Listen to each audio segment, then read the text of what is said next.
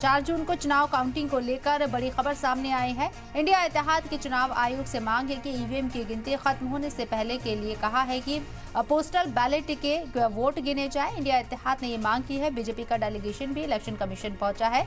वाज़ेह रहे कि 4 जून को वोटों की गिनती होगी, नतीजे सामने आएंगे और इससे पहले इंडिया इत्तेहाद इलेक्शन कमीशन पहुंचा है और वहां उन्होंने अपनी बात रखी है कि 4 जून को चुनाव काउंटिंग को लेकर इंडिया इत्तेहाद के चुनाव आयोग से मांग है कि ईवीएम की गिनती खत्म होने से पहले के लिए पोस्टल बैलेट के वोट गिने जाए। इंडिया इत्तेहाद बीजेपी का डेलीगेशन भी इंडिया इत्तेहाद के बाद यहां पहुंचा है और अपनी बात रखता हुआ नजर आ रहा है। इलेक्शन कमीशन के सामने वाज़ेह रहे कि लगातार ईवीएम को लेकर अपोजिशन खासकर यहां इंडिया इत्तेहाद निशाना साधता रहा है और ईवीएम की विश्वसनीयता के ऊपर सवाल उठाता रहा है। पोस्टल बैलेट को एक बार फिर से उन्होंने यहां अपना आधार बताया है और कहा है कि ईवीएम के वोट गिनने से पहले पोस्टल बैलेट की जो पर्चियां हैं उसको भी गिना जाए और सुप्रीम कोर्ट ने जो हिदायत दी है उस पर अमल किया जाए।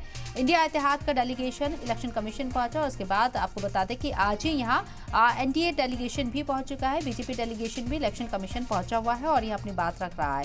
4 तारीख को काउंटिंग है और काउंटिंग से पहले दोनों ही दल के बड़े लीडरान इलेक्शन कमीशन पहुंचकर अपनी बात रखते हुए नजर आ रही हैं। पोस्टल बैलेट के गिने जाए वोट, इंडिया इत्तेहाद ने ये मांग की है इलेक्शन कमीशन से।